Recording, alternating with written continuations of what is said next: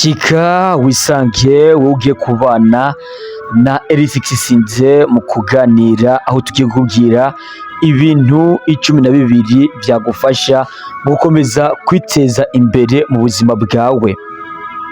Ni ibintu rero 12 byagufasha mu iterambere ryawe uko bwije, kugira ngo ukomeze guhindura intambwe uriko uyijyane ku yindi, cyane cyane ko ibi uramutse utabizi byakugora kugera kure mu buzima bwawe. Ubwa mbere rero, ikintu cya mbere cyagufasha kugera ku iterambere ukama utera imbere uko bwije, ni ugufata inshingano.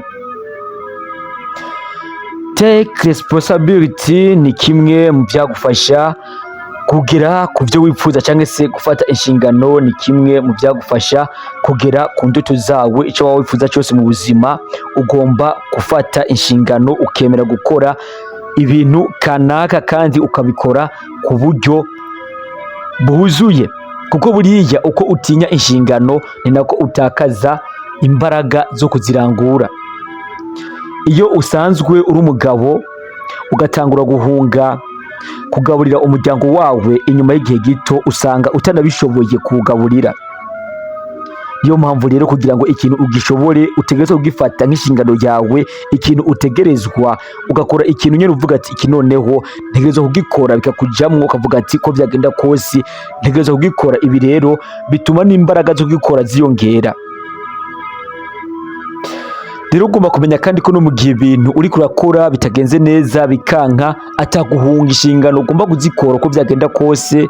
Bigenze nabi bikagenda uko utabishaka, cyanke bikagenda mu buryo wewe utari wabiteguyemwo, ugomba kumenya rero neza yuko ari wowe ubwawe ugomba kubikemura kandi ukabisubiza ku murongo. Ahubwo ntabwo uca uhunga, ugomba kwama uvuga ati inshingano ni zanje, ntawe ndabitako.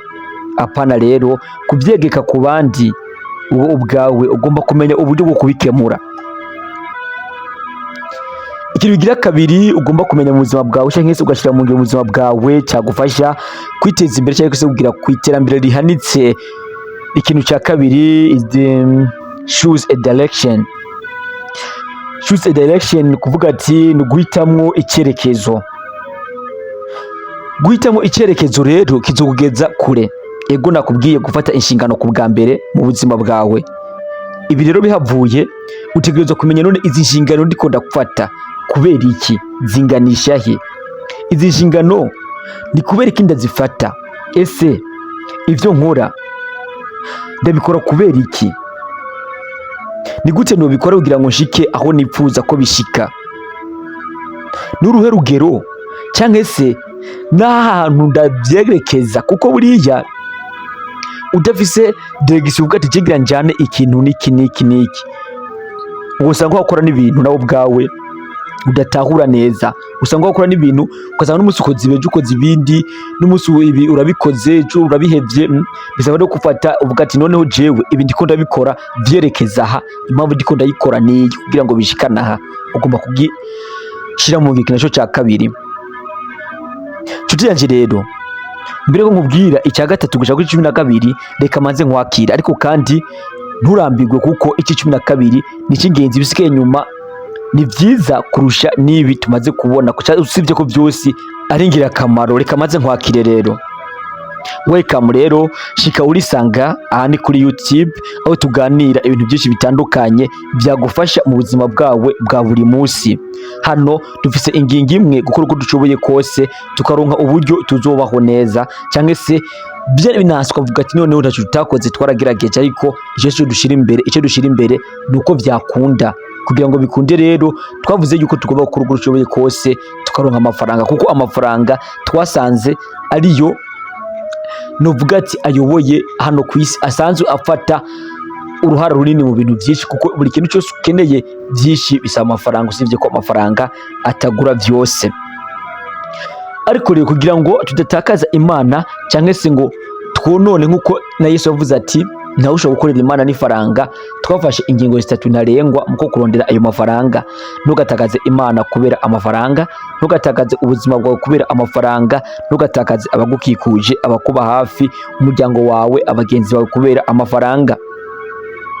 nyuma y'ibi rero twabonye ko umaze kuronka ubufaranga bwaba buke canke bwaba bwinshi uba ukora uko ushoboye kose ugafasha umuntu uwo ari we wese mu gihe ubonye afise ikibazo cyangwa se akeneye ubufasha ukamufasha utitaye ngo none wazomfasha iki tuzokurira ibi byose utabyitayeho ukamufasha kubera ko gusa ubona ko akeneye ubufasha kandi numara kumufasha ageze ngo agushimire ukamubwira ati noneho niba ushaka kunshimira ni byiza ariko nawe ndagusavye kugira ngo uze ugirire ineza uwundi muntu icyo gihe niho nanje uzobushimiye kandi nagusaba ngo gushimire nawe uze umusabe nk'ibi ndagusavye. Ibi rero twabonye yuko bizozunguruka bitagufashije bikagufashiriza. Jewe rero bagutegura ibiganiro nk'ibi ukagaruka bikugezaho banyita L6 Sinze ni mutarakanda subscribe please kanda subscribe kugira ngo wame ubana natwe muri ibi biganiro ndetse n'ibindi. Twise cyane rero reka tuje ku kintu cya gatatu cyagufasha kugira ku ndoto zawe. Ubugira gatatu, tegura ikibanza wakuriramwo. Wavye nka wavyemera ahantu uri akarere urimwo ni imwe mu mpamvu zatuma utagira ku ndoto zawe. Uti gute? Nigeze kubabwira ko buriya impamvu abastar abasani bava mu misozi bakaja mu bisagara kugira ngo batangure kuririmba indirimbo zabo zimenyekane neza, ntabwo ari uko banki wabo, ahubwo nuko aho baba bari hataba hari icyo no kwita amakuru ahagije kugira ngo bashobore gukora ibyo bipfuza, bagatuma rero begera ahari abandi kugira ngo bashobore guhanurana, cyane cyane ko utemberana na Sunebe ukasunebeza nkawe, ariko kandi baharonkere niba ubufasha bwinshi bwabafasha gutera imbere. Nawe rero ugomba kumenya uti none ibyo ushaka gukora nibi, aho ushaka kubikorera ni hehe, kuko ikibanza ni ikintu cya mbere nuvuga ati kigufasha mu gutera intambwe ujya imbere mu byo ukora. Aho ugomba gukurira rero, aho ugomba gukurira mu iterambere hagomba kuba ari ahantu nawe ubwawe hakorohereza, hakakorohereza mu gukura kwawe mu iterambere ryawe. Niko ugomba kubikora kugira ngo utere intambwe ujya imbere. Urashobora kuba umuntu iterambere ritavaho riri kubera ikibanza urimwo nkomeze kubikubwira. Ugomba rero kurondera ikibanza cyiza kandi ukizera ubwawe, ukizera ibyo ukora byaguteza imbere, kandi ibi byose ukabikora utitaye ku giciro cyangwa se utavuze ngo none ngo ko ndiko ndakora ibi ko abandi bariryamiye. Ukabikora gusa kugira ngo bigire aho bikugeza. Kora rero utihaye igarukiro, bikore kugeza byose bikunze bikugejeje ku ndoto, bikugejeje hamwe wipfuza. Ubugira kane, reka kwama uvuga ngo noneho iterambere ryanje rizoshika ryari, ko ritaza bigenda gute. Muri make reka kwihutisha inziza wifuza ko ushikako, reka kwihutira ngo none ngo nzobishika ko ryari. Bigomba kuza buke buke buke, kuko ibije vyihuta bigenda vyihuta. Uzora w'abantu bamamaye mu mwanya mutoyi no mu kuzima baza mu mwanya mutoyi, ariko wa muntu yamamaye yaramanje kuvunika akabihanganira akabigwanira, uzosanga uyu muntu yarabaye icyamamare. Uyu muntu nubwo amamara amaze kumubwira ko akabuteba, kuko abazi ukuntu yabugeze ko bimugoye ku buryo ashobora kubutakaza uko aribwo bwose. N'amafaranga nuko ushobora gutunga mu mwanya mutoyi kuko utazi ingene biruhisha ugahomba mu mwanya muto, ariko wa muntu yubatse buke buke buke buke buke buke, uyu muntu aragira kure. Kurya rero inzu yubatswe mu minsi mike bayubaka nabi bigatuma ihomvoka, ni nako nawe uteye imbere byihuse utera imbere mu buryo nawe utazi usanga wahombye. Ariko ya nzu yubakwa buke buke buke buke bayitondera irateba, ariko iyo eheze iba iheze nye nta bintu byo kuvuga ngo ikwiye ahomvoka byaho naho. Nawe rero ntukihutishe ngo ntere imbere, genda buke buke. Ukurindira inyishu byihuse kugira ngo ugere ku byo wifuza byihuse bituma ucika intege kare, maze ibi bigatuma utagera ku byo wifuza ukabura imbwa n'imbwebwe. Kugira rero udacika intege nuko ukora ibikenewe byose kugira ngo ushike ku ndoto zawe, ukabikora ukabishyiraho, maze ukitegera ko biteba ukihangana bisaba kongera gukora kandi ugakomeza ugakora, ariko utihuse ngo aho naho haronona ibintu. Ubwira gatanu,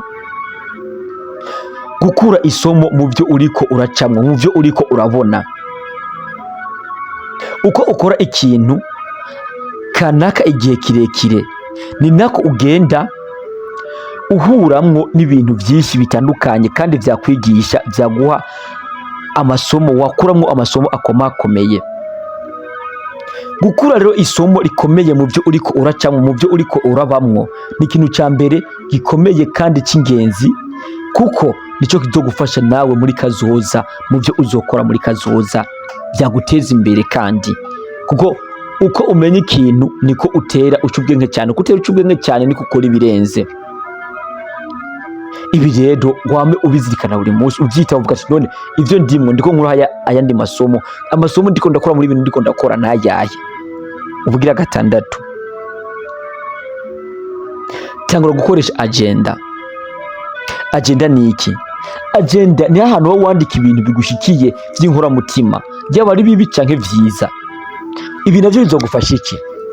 Ibi bizogufasha kwama wibuka cyane cyane bya bintu wagiye uracako, za mpambamyi wagiye urahura nazo, kuko hari ahantu uhura n'impambamyi ukavuga ati impambamyi ndoyirengana gute, ukasha byandika ahantu maze ugasanga warayirenganye. Hazogera igihe rero ubusome ya agenda yawe uhuye n'akandi kabazo, usange akabazo uhuye karagutera ubwoba ni gatoya cyane bivanye n'ibyo bigeze guhura nabyo. Bitume rero utagatiye ko iyo udatinya ikintu haba hari amahirwe menshi yuko unagitsinda. Iyo ni intare ukayitinya, haba hari amahirwe menshi yuko inakurya, kuko ujya urabe nk'imbwa cyangwa ni buri gikoko, iyo kigomba kukurya ugahagarara kiracika intege zo kukurya. Ariko iyo ugomba kukurya ukirukanga, kiba kirose uburyo kikurya ukagira yagize ubwoba, muca mwiruka. Ubwoba ni ikintu kibi, nayo mpamvu kugira umunani ari ikintu ugomba kwitondera, cyangwa se ikintu ugomba gushira mu ngiro cyagufasha gutera imbere, ari ukugabanya ubwoba. Ubwira umunani, gabanya ubwoba. Ubwoba butuma udatera imbere. Kugira ubwoba wabyanga wabyemera bituma udatera imbere, nubwo ubwoba rimwe na rimwe bufasha, ariko ni kuri 10%. Ugize ubwoba cyane kenshi bizana ugutsindwa. Gabanya ubwoba rero, gabanya ubwoba, kuko nkuko maze kubikubwira, ugize ubwoba uzotuma ibintu byinshi utabikora, ureke gukora n'ibintu byo guteza imbere, maze ube wiyononeye kazoza. Ubugira 9, takaza umwanya wawe, utakaze amafaranga yawe uko ushoboye kose. Umwanya wawe wose, amafaranga yawe yose ubitakaze mu byunguka. Turi mu isi irimo ibintu byinshi byaguteza imbere. Hari ibyo wakora byinshi cyane byaguteza imbere, byakuzanira inyungu. Reka rero ibyumviro byacu, ibikorwa byacu byose tubihereze mu bituzanira inyungu, kandi aho tuzadutera intambwe ikomeye cyane yadufasha kugera ku ndoto, yadufasha kugera kure. Ubugira 10, gerageza kugira inshuti nziza. Wabya nka wabyemera, inshuti ni ikintu ngirakamaro mu buzima bwawe. Ugize inshuti mbi uba mubi, ugize inshuti nziza uba mwiza, kuko nugira inshuti imbi zizokononera kazoza, kuko uko kwigana mu buzima byamaho. Umuntu yo mwamana kenshi na kenshi usanga wabaye nkawe, zizokonona rero. Ariko nugira inshuti nziza zizogwanura mu iterambere, muganira iby'iterambere, zigufasha ndetse no mu gutera imbere. Usange nivyo bintu byiza cyane uriko urakora kurusha uko waja mu inshuti mbi. Inshuti mbi iragatsindwa. Inshuti ikwigisha ingeso mbi naho ibitandukaniye n'umurozi ukuroga, ahubwo ibimusumba. 11, gerageza kurabira akarorero ku bandi. Kurabira akarorero ku bandi ni kwa kundi nikubwira ati byanka byakunda ibyo ukora ntihabuza abandi babikora, kandi babikora neza kukurusha. Kubarabira ko akarorero rero ni ukubigana, ariko ntiwigane ibyo bakora, ahubwo wigane uburyo babikora. Bakora ibyabo nawe ukora ibyawe mugabo ubigana uburyo ki babikoramo kugira ngo bigende neza kurusha ibyawe. Ntushaka gukora ibyawe ngo ugomba ukore ivyo bakora, kuko ni byiza gushaka ikintu ukaba uzi neza cyane icyo kintu ushaka icyo ari cyo, uko kimeze n'impamvu ugishaka. Ubugira 12, rondera umujyanama.